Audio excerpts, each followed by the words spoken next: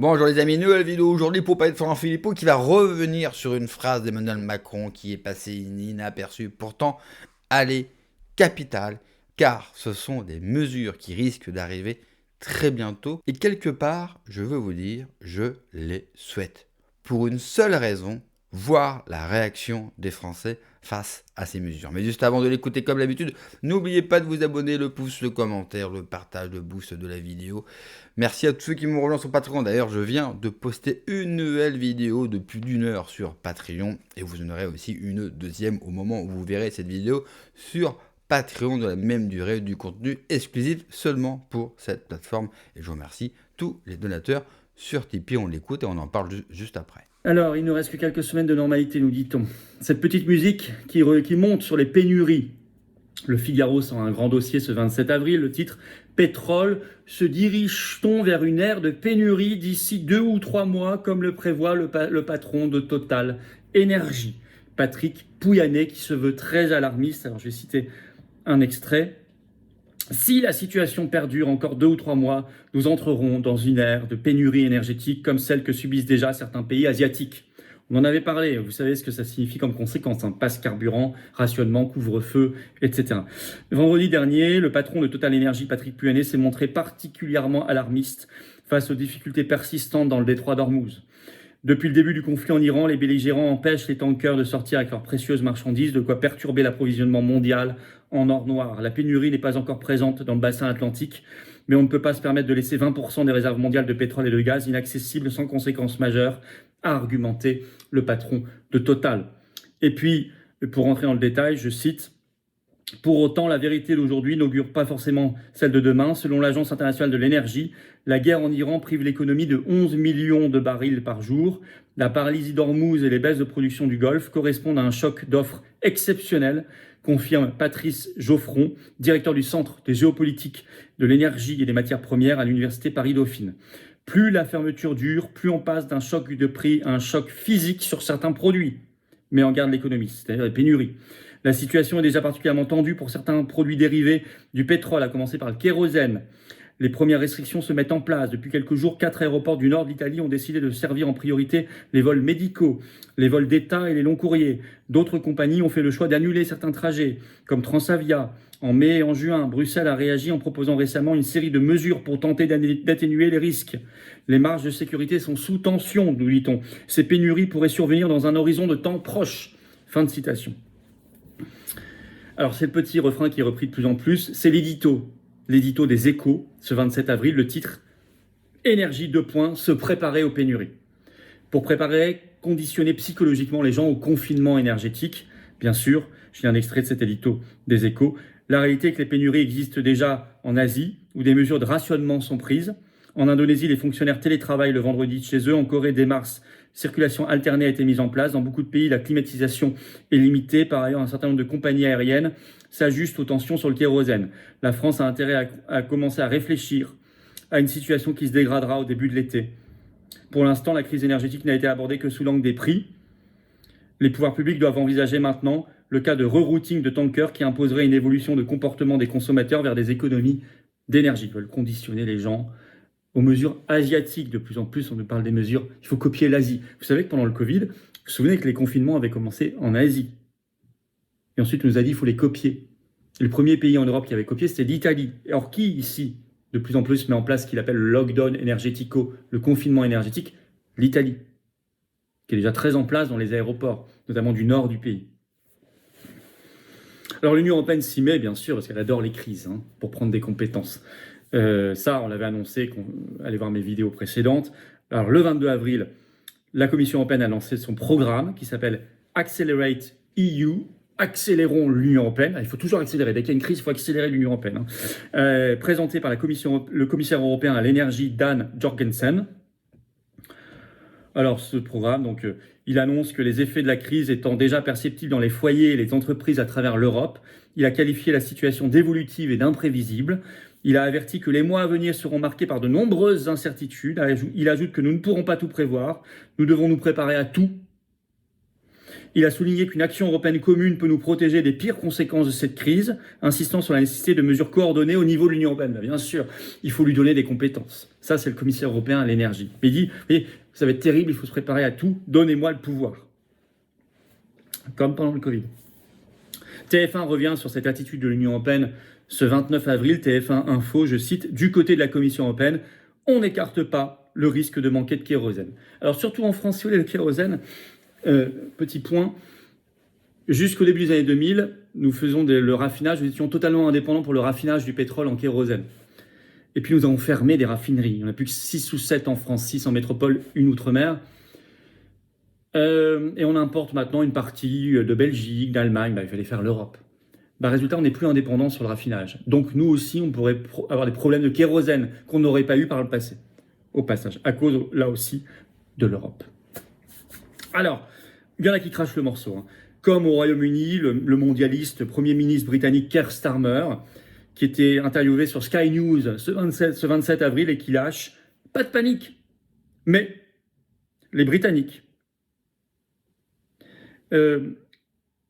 vont devoir changer leurs habitudes.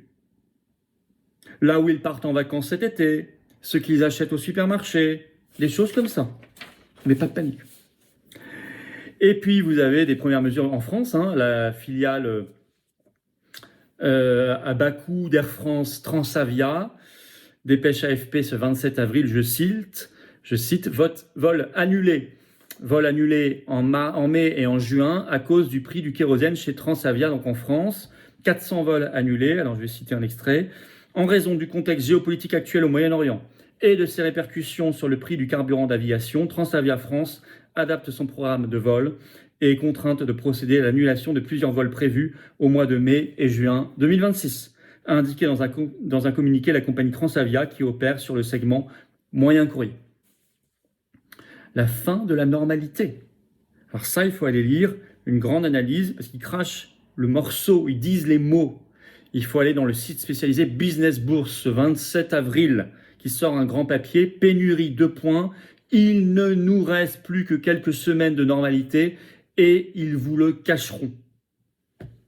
Je cite un extrait. Une illusion de normalité avant la rupture des approvisionnements.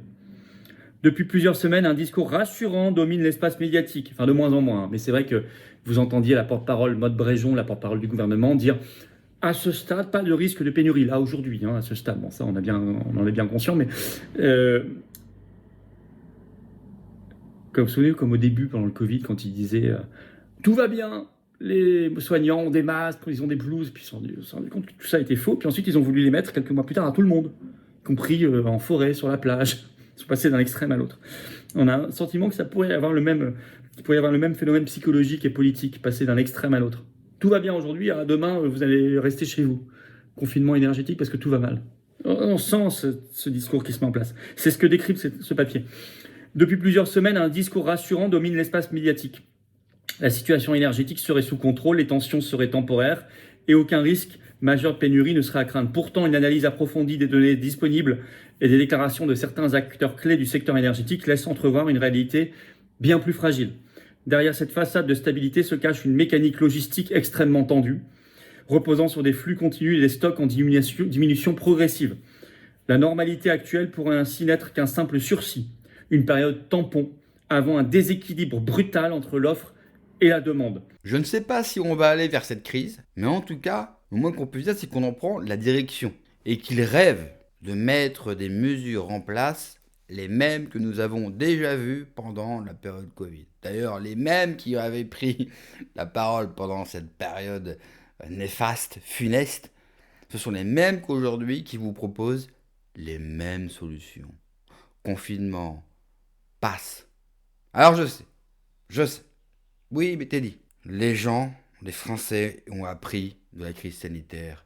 Ils ne retomberont pas dans le même piège. Moi, je vous dis qu'ils vont y tomber, mais alors, net. La grosse différence, c'est que nous sommes déjà tellement affaiblis économiquement, je ne sais pas comment on pourrait amortir ce choc. Vous y rajoutez une pauvreté et donc une colère du peuple, je ne sais pas ce que ce cocktail pourrait donner. Il va falloir vraiment, pour le gouvernement et pour l'Union européenne, marcher bien sûr, sur des œufs. Ensuite, il dit, l'Union européenne, à chaque crise, elle va essayer de récupérer un petit peu plus de pouvoir sur les États. C'est normal. Une crise, c'est toujours bon. Alors, quand vous êtes un gueux, une crise, c'est jamais bon. Pour nous, c'est jamais bon. Mais pour eux, une crise, c'est une opportunité. Et si jamais on doit arriver vers de tels cas extrêmes, je ne doute pas une seule seconde que notre gouvernement donnera plus de pouvoir encore à l'Union européenne. Et si jamais notre gouvernement refuse de donner plus de pouvoir, l'Union européenne prendra de facto le pouvoir et il n'y aura bien sûr aucune résistance de la part du gouvernement français, virgule, de la population française. Vraiment, j'entends beaucoup de colère, un ras-le-bol généralisé, mais je ne vois pas cette colère se matérialiser dans quelque chose de concret et d'important. Alors oui, c'est vrai, cela peut être déclenché un petit peu du jour au lendemain. C'est compliqué de dire qu'il ne se passera rien, mais j'avoue qu'aujourd'hui, j'ai pas beaucoup d'espoir sur quelque chose. Mais ils rêvent de ça. Et en plus, ça leur permettra également de voir si on leur remet des mesures comme pendant la période sanitaire, de voir la réaction des gens. Vous savez, tout ça, c'est des tests. Hein. Tout ça, c'est réfléchi, tout ça, c'est prévu. Et ils veulent voir jusqu'où nous sommes capables d'accepter les choses les plus débiles. Parce que derrière, ils veulent un contrôle sur Internet, sur les réseaux sociaux, derrière c'est l'euro numérique, derrière c'est la fin du cash. Ils ont plein de projets pour nous. Hein. Rassurez-vous, ils ont des projets, ça ils ont. Mais ce qu'ils veulent voir, c'est avant de les mettre en place, est-ce que la population est bien docile? Si la population est capable d'absorber, bien sûr, toutes les mesures sans broncher.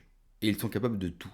Et moi, ce qui me fait peur, c'est pas ces mesures, parce qu'au final, moi, je les souhaite. On est rendu à un tel niveau qu'aujourd'hui, il faut souhaiter toutes ces mesures, il faut souhaiter la merde. Je suis désolé de le dire, mais il ne se passera jamais rien s'il n'y a pas plus de difficultés. C'est terrible de devoir dire ça. Vraiment, je vous le dis, ça ne m'enchante pas. Surtout que je serai un des premiers à être touché.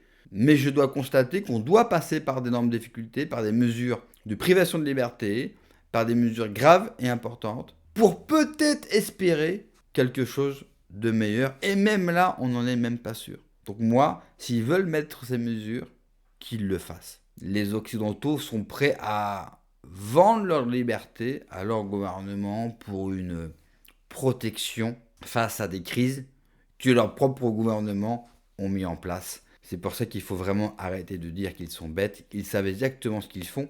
Le problème, c'est que la population n'en a aucune idée. Merci d'avoir regardé la vidéo les amis. N'oubliez pas comme l'habitude de vous abonner, le pouce, le commentaire, le partage, le boost de la vidéo. Prenez soin de vous. Que Dieu vous protège. Allez, ciao.